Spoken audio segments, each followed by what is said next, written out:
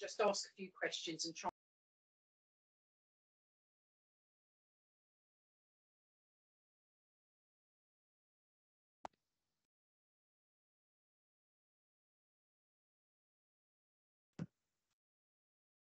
Hi everyone. It's nice to see everybody joining. Hi. Good afternoon. Oh. I'm just going to let my colleague Anthea let everybody in. And then Thanks, Anthea, Verity.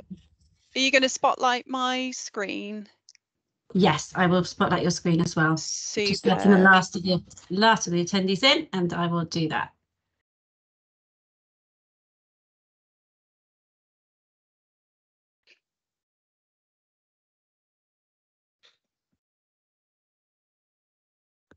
There you are, Verity. I've spotlighted your screen now. Okay, that's perfect. Thank you very much. So, hi everybody, my name's Verity Richards. I am presenting today's complaint handling code for our statutory code on behalf of the Housing Ombudsman. I've got a short presentation for you just to sort of take you, I guess, set a bit of the scene. And then I know that we had quite a few submitted questions, so I'm going to work through those pre-submitted questions. I'm joined this afternoon by my colleague Anthea, who is sort of facilitating. This meeting is being recorded. We are intending to share it as a recording for other people that aren't able to attend today. We also have Cameron Black from the Local Government and Social Care Ombudsman, and a number of people from my team who are from the Ombudsman here also. So just so you know who's here, I can see we've got, I don't know full numbers, large numbers of people that have joined us this afternoon. So I am going to get cracking. I know that we've got a few questions. I think Anthea, just so you all know, we'll be on mute. So if I can ask you to stay muted until the end, just so that we can make our way through those questions, and then we'll be able to open it up. So as a bit of an introduction, I'm sure for most of you in the room, this is you are very aware of this, but just to take us all on the journey, the Housing Ombudsman initially introduced the Complaint Handling Code in 2020, and that was set out in our scheme, which is part of the work that we do. In very broad summary, the code is aiming to really provide that structure and that support for landlords to resolve complaints within their own procedures. We want to set out what landlords do to procedurally handle complaints, and we've done that in quite a lot of detail. But beyond that, looking to support landlords to embed that positive complaint handling culture beyond their own individual complaints teams and customer-facing teams. So it really is something that is led from the top and supported from the top and across colleagues. That was back in 2020, and in July 2023, the Social Housing Regulation Act was received royal assent, and it through that amended the Ombudsman's powers, so the Housing Ombudsman specifically. There is now the power to issue a statutory, and they call it a code of practice. For ease, we call that the Complaint Handling Code. So that's one thing that I can confirm. We haven't changed the name.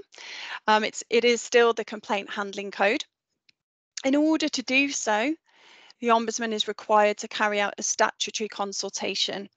And that means that we have a number of statutory consultees, so people and organisations that we must speak to.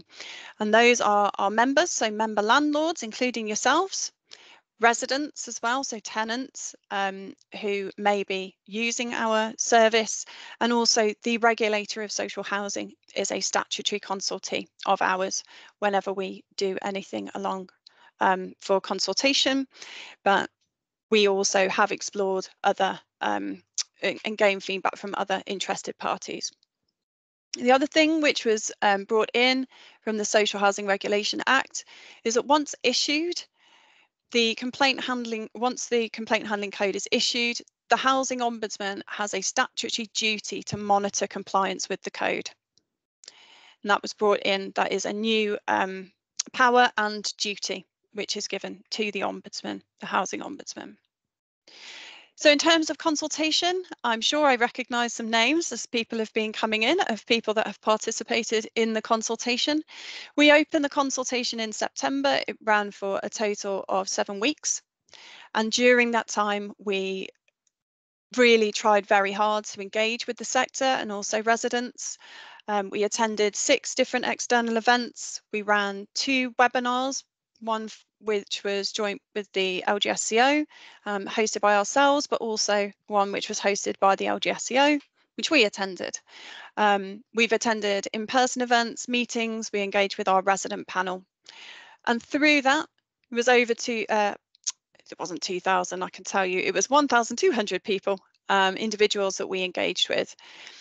We had 600 formal responses, or just over those. That includes residents, around 360, landlords, so around 250, about 10, 11 stakeholders as well. That includes the regulator of social housing, but also trade bodies. So for example, the Confederation of ALMOs, forgive me if I've named people wrong, and that's my door going, because why wouldn't it go during your presentation? 1 second, there we go.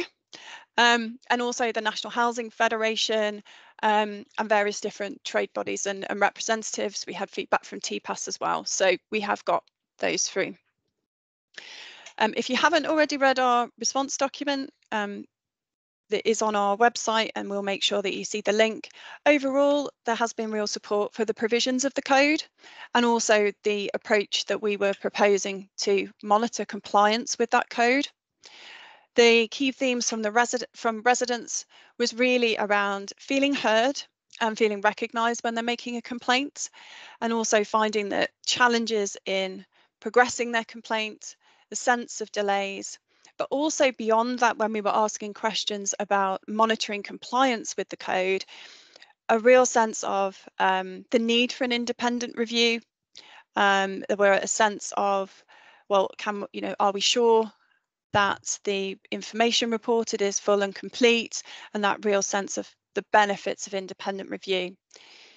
From landlords, and I'm sure that this won't be a surprise to you, lots of feedback around, yes, we really support the provisions of the code and the aims of the code, but there are challenges, and we recognise that, around the potential impact on volumes of incoming complaints, then the knock-on effect of that in terms of potential resources and capacity, whilst delivering still that quality service, which I know that organisations are really, really keen and dedicated to delivering. We received a huge amount of queries and asks for more guidance and requests for more support, lots of questions about our approach to investigating complaints, lots of queries about how can we best engage with our residents to resolve things early. What does really good scrutiny look like? That was a really key question that came up from some of our organisations, and actually as well from smaller organisations. That was a real ask for more information and more guidance. I'm really pleased to say that we received lots of suggestions, lots of ideas and lots of recommendations that came from landlords and also from residents. So we are reviewing those. As we said, we had 1,400 comments just over those, and we have reviewed them all, we've read them all and been through them, but we're also using those to shape our next steps beyond just the code itself. And one of the big things which came across in the consultation was about the difference in operating models and the services across the membership that we have at the Ombudsman service. We've given a full detailed response in our document. Again, we'll make sure that the link is there. We've also shared which organisations has participated, including our stakeholders as well. So the outcome of that consultation closed in November 2023, at the end of November, and the outcome of the consultation is that we published our Statutory Complaint Handling Code, and that was published on the 8th of February. And that now will apply. It applies to all members of the Housing Ombudsman Scheme. So that is the cover of the code itself. And you will notice, particularly as this group is all local authorities and providers, it's aligned with the local government and social care ombudsman, but it is separate. And that is, we went through the consultation, receiving that feedback, recognising the difference in our powers, in the services that are being provided, the complainants, the types of complaints. So recognising that, but also that there are many, many benefits to having the approach that is set out. So that is there and separate. Alongside the complaint handling code, we've also published the self-assessment. So you will see that that is on our dedicated web page. You can download that into a Word document so that you're able to use it, to fill it in and to complete that. We've pulled together our frequently asked questions. I will caveat that with it's frequently asked questions, so it's not every question, just because I know that there are extra questions which are coming through, but they are frequently asked questions, and it is our intention to continuously review and refine them as we go through the year. This is the first time we've had a statutory code. There will be needs for us to update them, and we will keep people updated. We've also completed an equality impact assessment of the code itself. We've published that for transparency. We're also liaising with our resident panel to make them aware, and we will continuously refresh and review that. Hopefully that is helpful for other organisations going through equality impact assessments for them to refer to their complaints policy if they are, well, which they are, referring close to the code. In our consultation, we not only did we asked consultation questions on the provisions of the code itself. We also asked for feedback about how we were going to monitor, how we intend to monitor compliance with the code. There were four questions, which related to that particular area. And through that feedback, we have then put together our code compliance framework. So there is a framework, it is available, you can review those, and that sets out how we intend to monitor compliance. We've also taken the opportunity through the feedback that was given in the consultation and because we recognise the changes for the code compliance framework, we've also issued complaint handling failure order guidance. There are two pieces of guidance for that now. There is one which relates to complaint handling failure orders that may be issued for individual cases, and there is a separate guidance for complaint handling failure orders issued under the code compliance work. Again, that is all on our website. This, of course, is the real meat that everybody's really interested in, having heard me tell you the little history of where we've got to, which is what are the key changes to the code. You may have already seen that we've created an easy reference guide to detail those full changes. If you haven't seen it already, it takes the code from 2022, which was the last version of the code, and it sets out what is different by individual provision and gives our reasons for those changes. So that, again, it's on our website, and we'll make sure that you have a copy of those. The key points of difference, which we've highlighted, is firstly that complaints processes must have only 2 stages. We have always, well, not always, but since 2020, we've recommended that 2 stages is in the Ombudsman's view, a ideal number or a better number. And we did have provision for a 3rd stage if organisations chose to have them. That's no longer the case. We will only be accepting 2 stages, and that does include any third-party arrangements. So should any organisations choose to outsource, I don't want to say outsource, but should they delegate any of the complaint handling to another organisation at either stage, that must form part of that 2-stage process. Timescales and requirements for acknowledging complaints at each stage. Those of you who read our consultation document may well remember that our proposal at that time was for organisations to respond to a complaint within 10 days of receipt. So if they've received it, it's 10 working days from that point it's been received into the organisation. That's no longer the case. We are now setting out that organisations have 5 working days to acknowledge a complaint. So acknowledging that complaint in 5 working days. But in that 5 working days, the requirement is that the landlords or organisation is required to define what that complaint is. It may involve having a conversation with the resident if that's not clear, but then to set out, we are accepting this complaint, this is the definition of the complaint, and this is when you can expect to get the response. And not only that, that's at the first stage, but also at the second stage. So where an escalation request has been made, organisations have 5 working days to accept that, to define what is being escalated and acknowledge that escalation. That's clarification for acknowledgement and those requirements. In terms of timescales for responding to complaints, we are requiring that we have specified that 10 working days at stage 1, and that is 10 working days from the date, excuse me, that the complaint has been acknowledged. For a complaint to be responded to at stage 1, with an option to extend for 10 working days at stage 1, and at stage 2, 20 working days for a response at stage 2, again from the point that that escalation has been acknowledged. Similar with stage 1, and to promote consistency, we have then said 20 working days for an extension at stage 2. Again, it's in the code, but just highlighting that to you. We also recognise that there were a lot of feedback about exclusions to raising or escalating complaints. So we have added some information about what would be considered for an exclusion. So setting out timescales. One of the timescales that we have clarified is that landlords must accept complaints made to them within 12 months of either the issue occurring or the resident being made aware of the issue that's occurred. So that is there.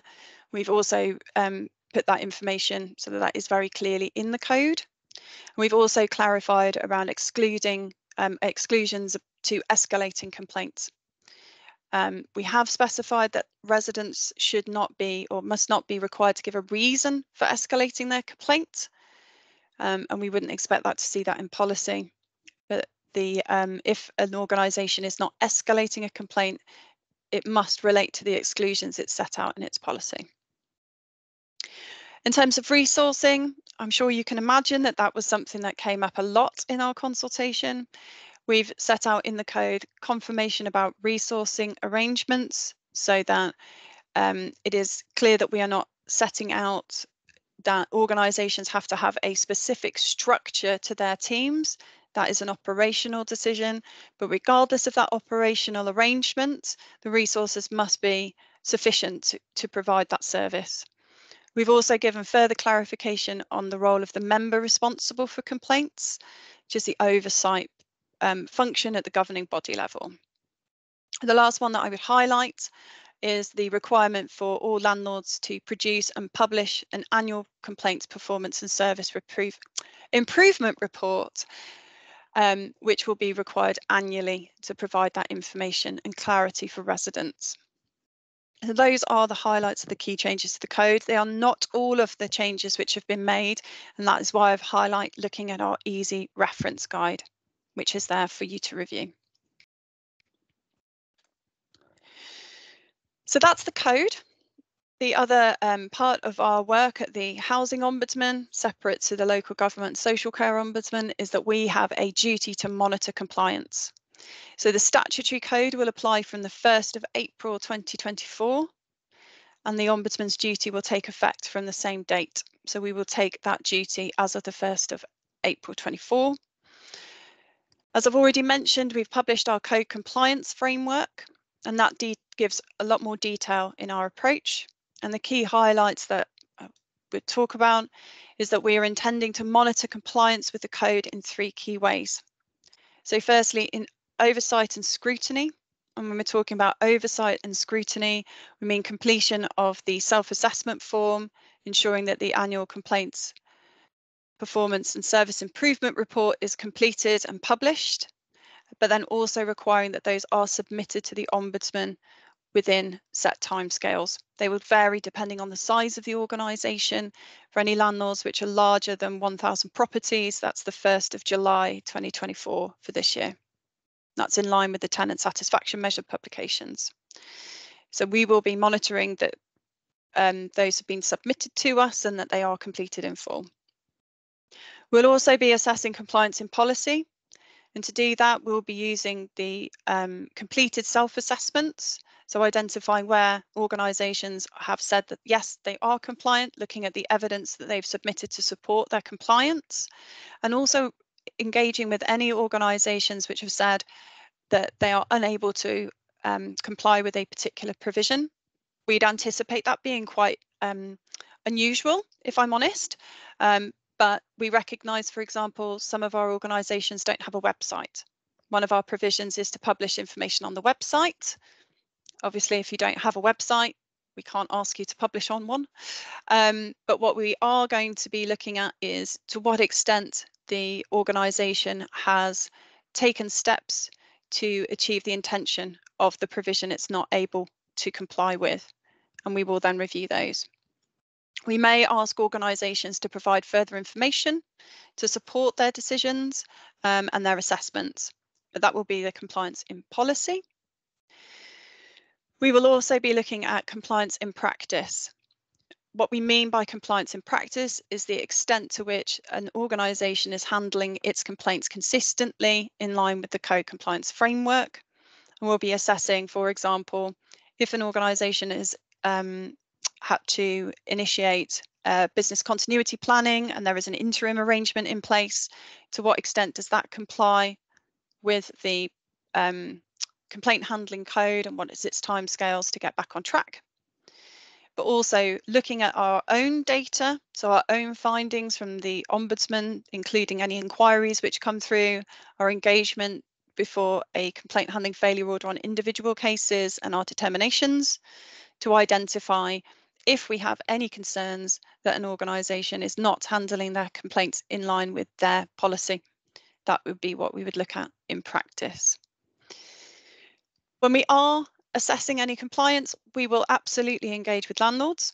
We will be asking for information to support. We will be able to give them opportunities to resolve any issues identified, and we will support where appropriate. We will also be using our work in this area to identify good practice, and there is lots out there, and we do see it in the work that we do, particularly in the systemic area, and we intend to maximise that and share that through learning. If there are any instances of continued non-action where compliance has been reviewed, assessed, and there have been failings, we may issue complaint handling failure orders. We do have the powers to do so. We've always had those powers, but we will use them for duty to monitor activities if organisations continue to be non-compliant with the code, either in policy or in practice or in submissions. We will continue to publish complaint handling failure orders. We already publish them. They are published quarterly in a quarterly report, but we may also issue and publish them as individual orders. So we may decide to publish a complaint handling failure order for non-compliance in practice as an individual against one individual landlord rather than in a standard report. That's the overview of duty to monitor. That will come in from the 1st of April. We are not anticipating any formal submissions. Well, there will be no deadlines before the 1st of July 2024. So just to be clear, we're not expecting any submissions of full details before the 1st of April, but policy does need to be compliant with the code by the 1st of April, and that's what we would expect to see, and we will be monitoring from that point. I appreciate that's a lot to think about and a lot to work through. We are providing support for landlords. I've already said our key documents are published on our website. There is a dedicated web page. We are continuing to produce information and guidance and share that with organisations. So we have planned in the next 2 to 3 weeks, we'll be issuing guidance for completing self-assessments. So supporting landlords to complete those self-assessments, what does good look like, and also issuing our guidance on submitting them to us, and that will set the timescales for individual landlords so that everybody is clear. We are working on a code e-learning, which will be published via our Centre for Learning. By the fact that you're here, you have already signed up for our Centre for Learning, I believe, because that's how you signed up for our webinars. So you will be able to sign up and to do those, and we're exploring whether they can be CPD accredited as well, so that we will get those as CPD accreditation. We're also intending to continuously release what we're calling microlearn. They are e-learning modules of between 10 to 15 minutes, and they're focusing on key aspects of the code. So for example, awareness and access, we will very likely to release a microlearn on that. Service requests versus complaints. These key elements of applying the code in practice, which landlords have asked us for, we will be developing those microlearns. We're going to continue to run code webinars. This is the first one, but we will continue to run them during 2024-2025. We have moved to now bespoking, if you like. We are looking to try and make a more bespoke offering. So this is the first time that we've run webinars specifically for local authorities, but we are exploring those, and you'll see on the website we do have others, so small organisations, housing associations, etc., and we intend to continue that approach. We also have our dedicated email, which you can see here, compliance@housingombudsman.org.uk. We have a team who are able to provide those responses. We aim to respond within 5 working days. As you can imagine, there are times when we do get busy, and we will be upfront if you do need to wait a little bit longer or we need technical advice within the team. So that is the support that is available. We will be continuing to publish information. We will continue to do that, and we'll notify organisations via our newsletters. So hopefully you're signed up for those because they are there. You'll be very pleased to know that that is the last of my slides, other than to move on to questions. Those of you who submitted pre-submitted questions, we will go through those first, and we'll try and make our way through as many of those as possible. I do have Cameron with me here to answer any of the questions which really need to go to the LGSCO, so we can make the most of that. If we have sufficient time, we can open the floor. I'm more than happy to answer any of those questions, but if we don't get through them, because there are quite a few pre-submitted questions, if we don't get through all of them, then we will provide the follow-up in an email, and we'll make sure that those are circulated. At which point, I'm hopefully going to stop sharing my screen so that I don't continuously share my screen, and I will move on to those questions that we have. So the first one that I'd had through, which was from Derby Holmes, asking about specifying timescales for escalating a stage 1 complaint to stage 2. And I think there were quite a few questions which were being asked on that. You'll see in the code that we have not said that there needs to be a set timescale for complaints to be escalated from stage 1 to stage 2. If organisations choose to put a timescale into their policy, so say 20 working days to provide that response, we would expect landlords to be reasonable when they are applying that, and to be aware that there may be times that they need to flex that policy. And I'd encourage anyone to consider that, particularly given that there are other provisions that make it clear that residents shouldn't be blocked or prevented from escalating their complaint unnecessarily. I'll move on to the next question, which was, is there a role description available for the member responsible for complaints?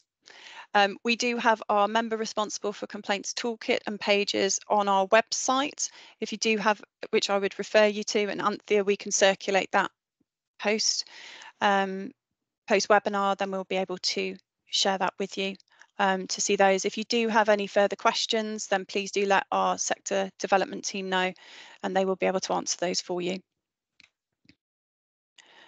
Cameron, I think this is one for both of us. So can complaints be jointly investigated by the Housing Ombudsman and the LGSCO? Yes.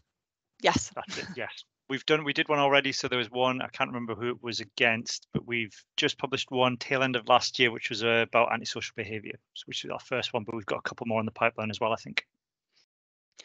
We do. And then just to highlight sort of off the back of that, the LGSEO and the Housing Ombudsman, we already have a memorandum of understanding, which is published on our website, which hopefully is, you do refer to it, it is there.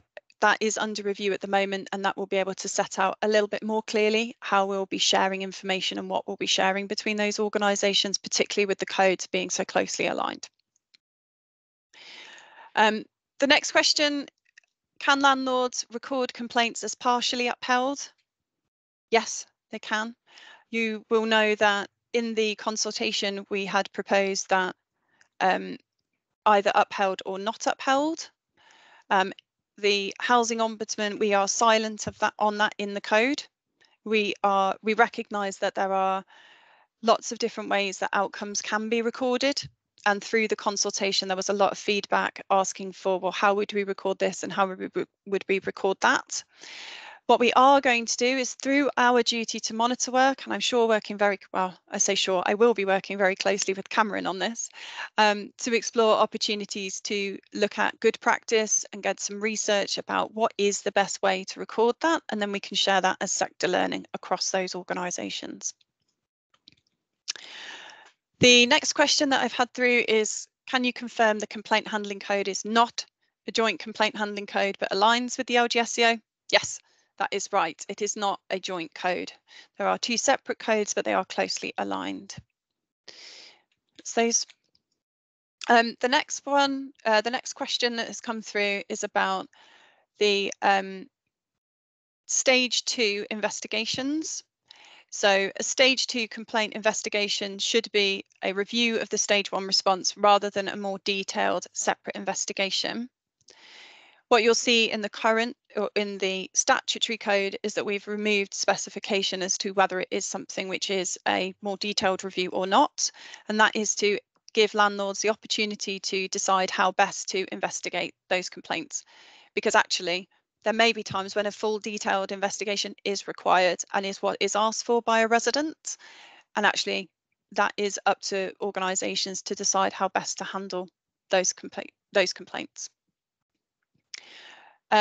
The other question that has been asked, I think I've answered, which is about a stage 2 request should be acknowledged within 5 working days, after which the 20 working days begin. Yes, that's correct. 5 days to acknowledge at stage 2 and then 20 days to provide that response.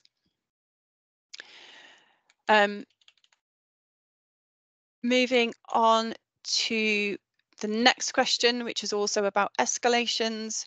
So residents do not need to provide their reasons for escalating a complaint. Excuse me.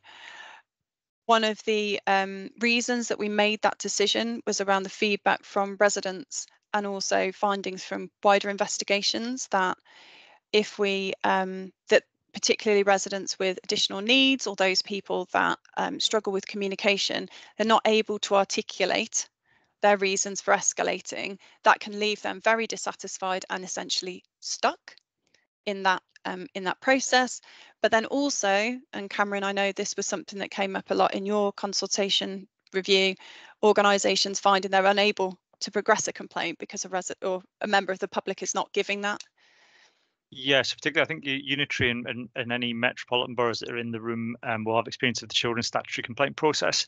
And one of the common things we see with that is an inability of councils to progress a stage 2 because the complainant won't agree what the complaint's about or won't make clear their summary of complaints, so things can drag on for quite a long time. So what we wanted to do, this isn't about giving the complainant necessarily control over the complaints process, it's giving councils the power to progress complaints even if the complainant's doing all they can to hold things back. So if someone just comes back and says, I'm unhappy with the stage 1 response, and you can't get anything out of them, then you could just proceed on that basis and say that we've checked the stage 1 response, we're happy, off you go to the Ombudsman. So it's just about councils being able to progress things without complainants kind of putting a stop on things. So you can ask, you're absolutely allowed to ask and say, can we ask for clarification? But it's just, you don't need it in order to issue a stage 2. Yep. So moving on to another question that has come through, which is on a similar vein about these, is around the information that should be given at stage 1 and stage 2 for the Housing Ombudsman versus the Local Government Social Care Ombudsman, or the LGSEO.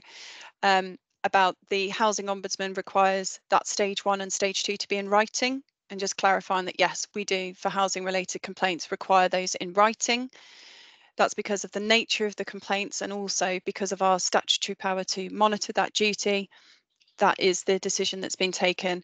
It also is beneficial given the investigations at stage 2. So in writing is a requirement for the Housing Ombudsman.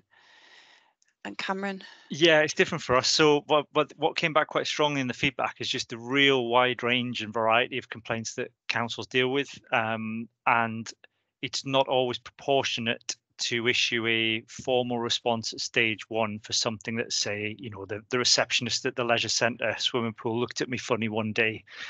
Those kind of complaints, or there's leaves in the park and they're not being swept up regularly.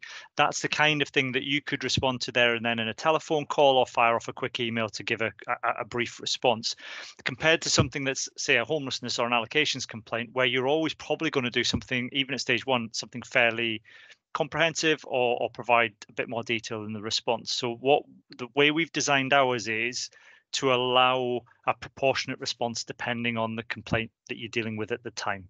So for us, if you can deal with it there and then on the telephone, make a record of it, tell the person you've responded at stage 1, maybe send a follow-up that says, you know, thank you for discussing the complaint. You go to stage 2 if you're unhappy, but based on our telephone call, everything's fine. That's fine for us. It's more about proportionality, because not everything is as serious as say housing complaints. So the analogous complaints for us would be your homelessness, your allocations complaints, maybe some environmental health complaints, where they're about more serious issues. You probably would want to ensure more comprehensive response at stage 1.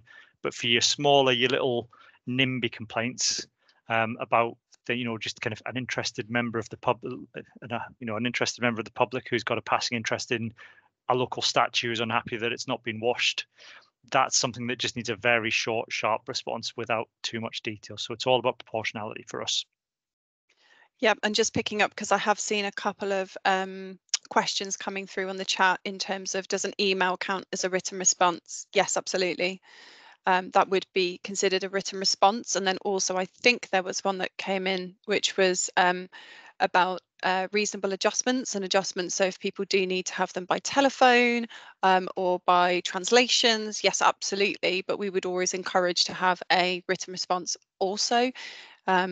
Particularly, you know, it can be for reference, but also to have it on file that it's been provided. That is that record keeping, particularly, as Cameron said, the nature of housing complaints is probably one that we would all agree really does need a written response, and you want to have that on record, and we would expect to see that. So that is why, whilst yes, absolutely recognising reasonable adjustments or any alternative methods, then we would still expect to see a written response, be that an email.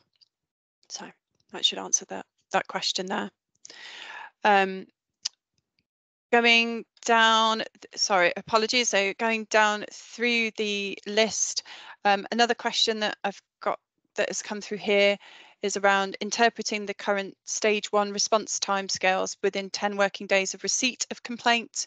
And the code now clarifies that this is within 10 working days of the complaint being acknowledged. And a question about, should we amend our policy, as this may not be perceived by our residents as a prioritisation of complaint handling? So that would be it would be your choice as to whether you want to change that, but we would expect an acknowledgement to be completed within 5 working days. We would still expect to see that, and we would expect to see that that is being recognised in the policy and the process. So you could decide that it's 5 days and then 5 days, but that would be your decision as an organisation.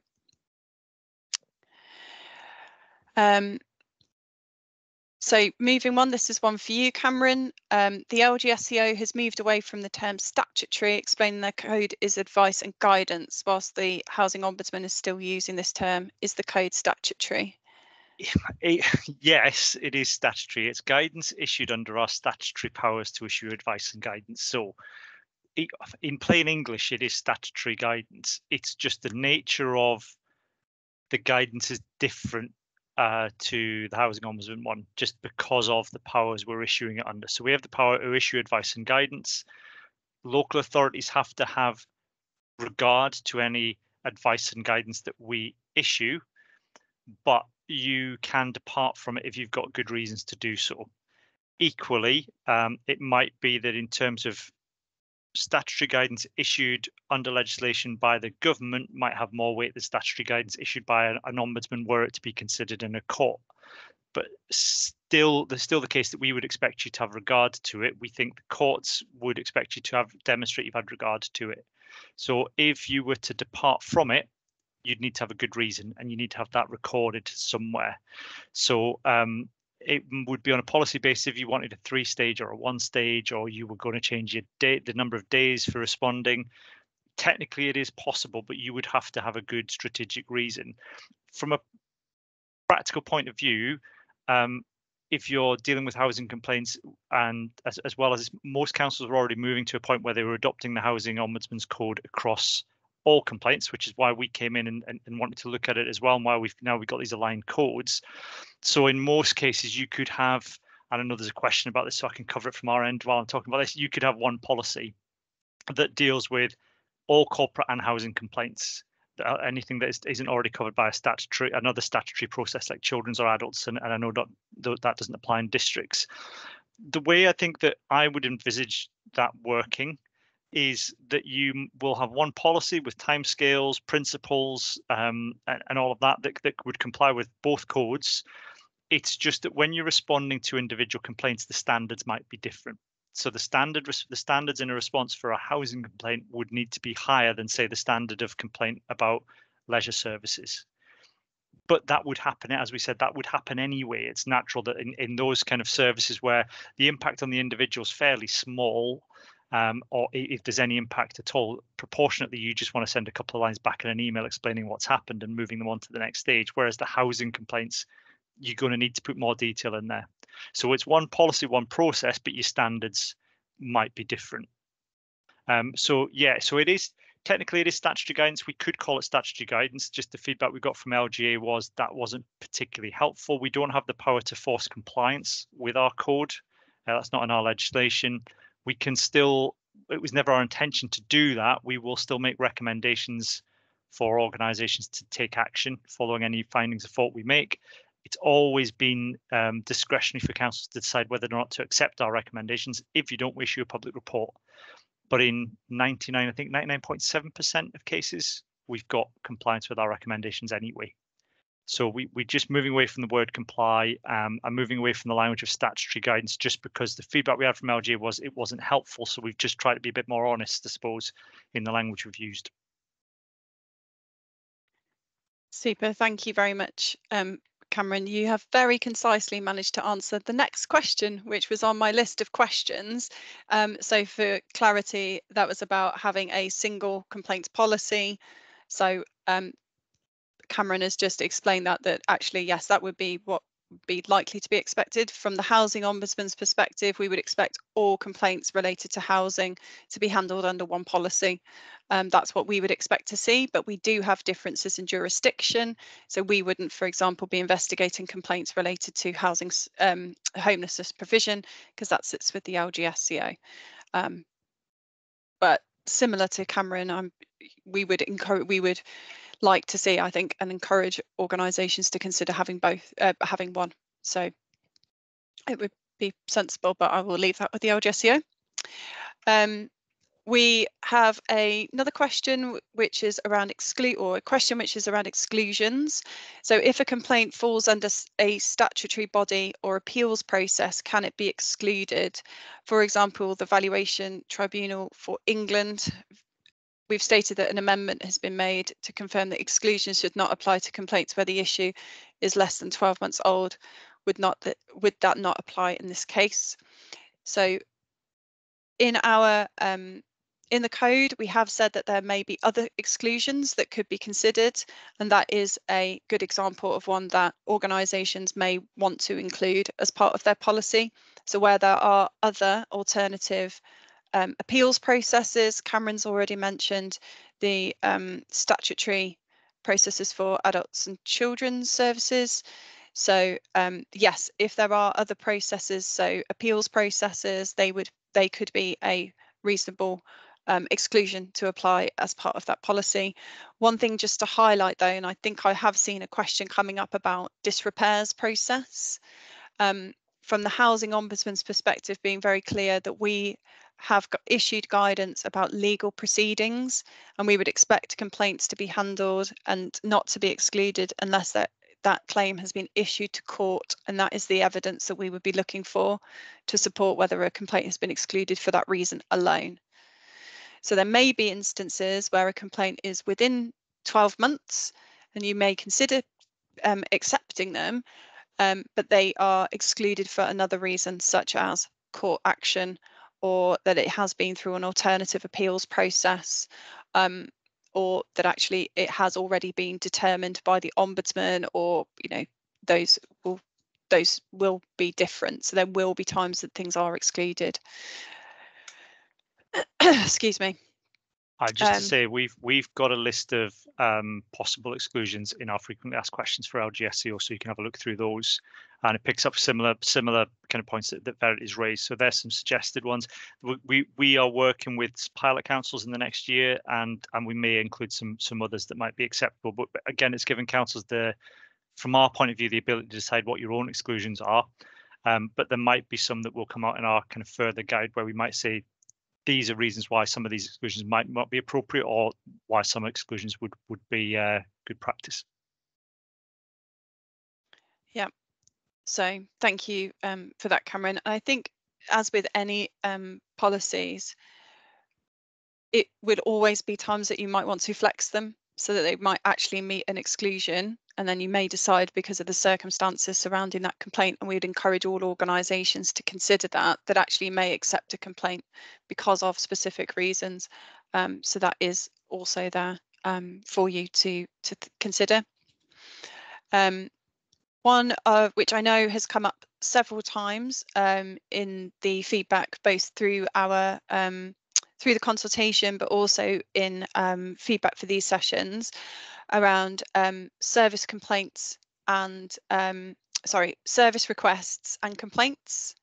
So I know that there's been a couple of questions about that. So when a resident makes contacts and says, for example, I'm not happy because my door isn't working, or wants to report that as an issue, quite often will lead to a service request being required to fix that particular issue, and at that point offering the resident the opportunity to have a complaint and say, we can have a complaint, would you like to raise one, and giving them the choice. That was something that came through in our consultation really strongly, that residents don't always want to pursue a complaint or go through a formal process. They may prefer to have a service request, and that is their choice, and that's absolutely fine.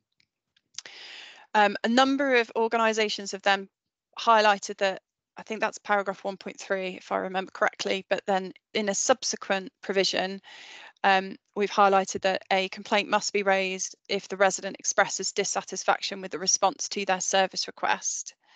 And to clarify, the aim and the purpose of that particular provision is to ensure that a resident isn't continuously having service requests raised over and over again in response to an expression of dissatisfaction, which ultimately should be a complaint.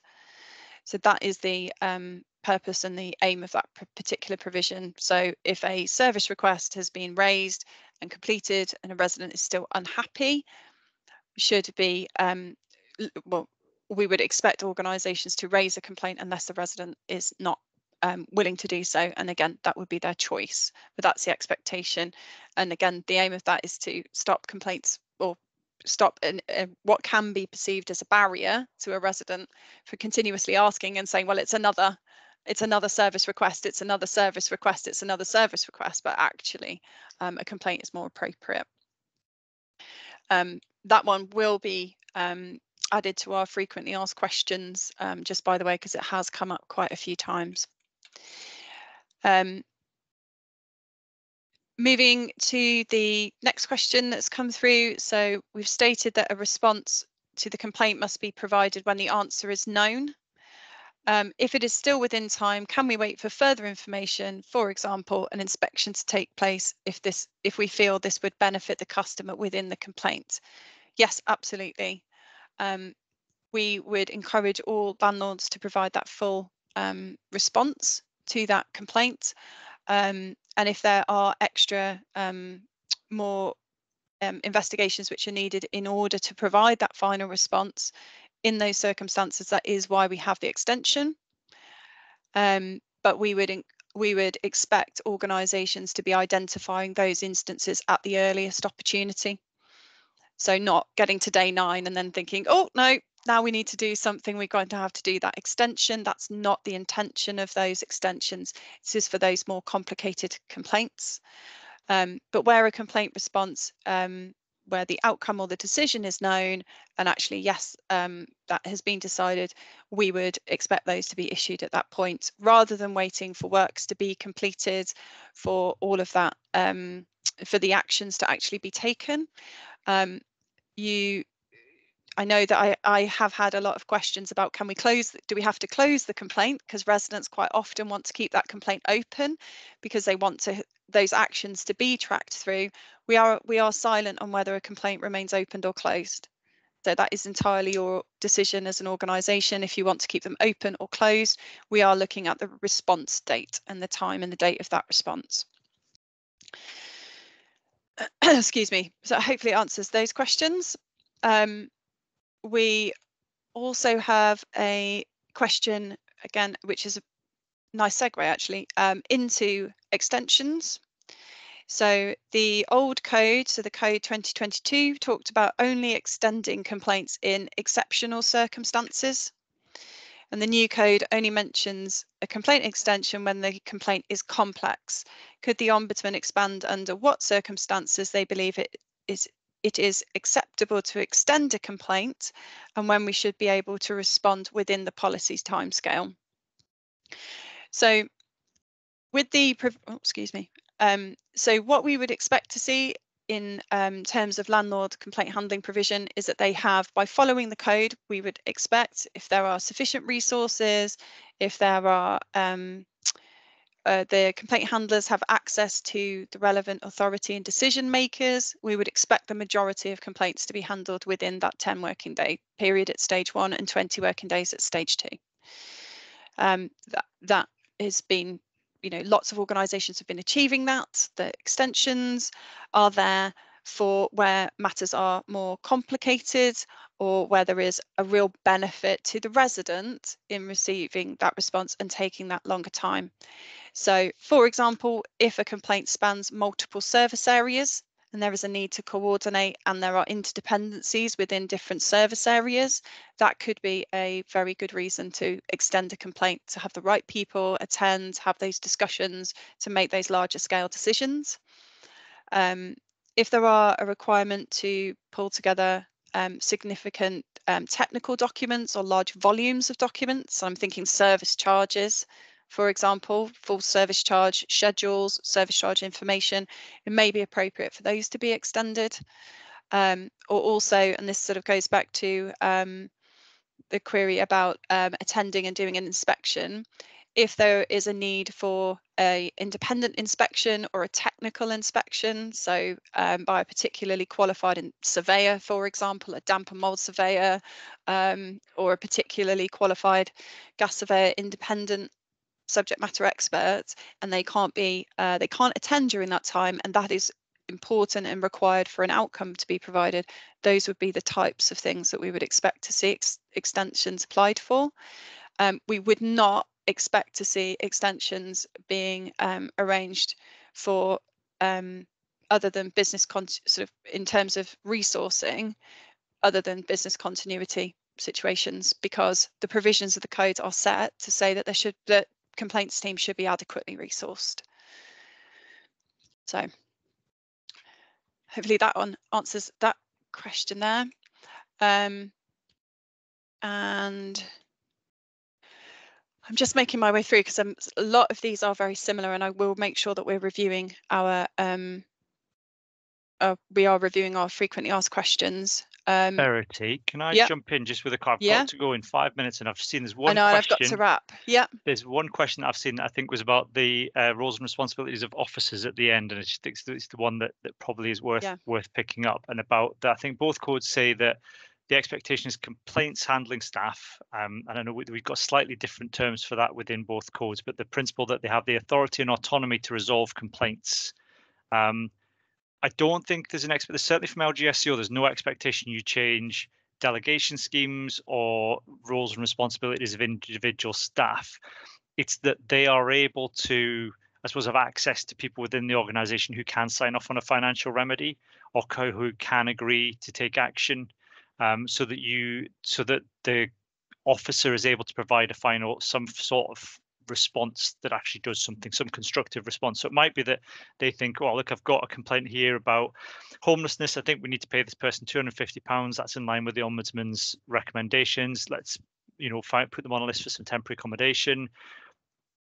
What we'd want them to do is have access to somebody who can sign that off, rather than say, I've passed this up the line to ask my manager if you can have £250, if you can do that, but this is my response to the complaint, and then it taking long. It's just making sure they've got access to get that signed off. So we're not expecting you to change delegation schemes, roles and responsibilities, but staff need to know who to go to if they need to get a financial remedy or get someone to take action. And I think that I'm assuming that would be similar for you, because I know we had those discussions fairly. Yeah, that's exactly the same for the Housing Ombudsman. We wouldn't expect complaint handlers to be to be making those decisions with the financial remedy is a really good example, but also things like the decision to replace a roof. There are significant not only financial remedies but also the actions. So no, we wouldn't expect them to change those delegations, but as Cameron said, having access to the key decision makers, but also that those key decision makers, particularly if they're in other departments, just from experience, are aware that they are responsible for providing that to the complaint handler within the timescale set by the complaint handling code and by the policies. We have had a lot of feedback from organisations about complaint handlers not being able to get information from third parties, from other teams, and that is the intention for that to support the complaint handling team to get what they need to do those responses in a timely way. I am really conscious of time, and that I see that everyone's taken advantage of the chat. Thank you, by putting extra queries that have come in through the chat. I hope that has been helpful. I do have a full record of all of the questions which were submitted as pre-submissions, and also we will pick those up in the chat. It may be that we'll go through, Anthea, we will make sure that we do get those responses out. It may be that we don't provide individual responses to every single question, so we may refer you to our frequently asked questions if we think that we've already had those responded to and they are covered there. So we may do that. But also, if there are any specific questions, you have got the compliance at housing-ombudsman.org.uk. Get the right one out there, so that you can contact us and a member of the team will respond to you. From LGSO's point of view, it's me. So it's c.black@lgo.org.uk. That is in our manual for my email address in our manual for councils on our website. There's a copy of our Ombudsman link newsletter gone out today, asking for expressions of interest in being pilot councils. My email's in that as well. And if you're not getting a copy of our Ombudsman link newsletter, then please let me know, and I can sort you out with a subscription link.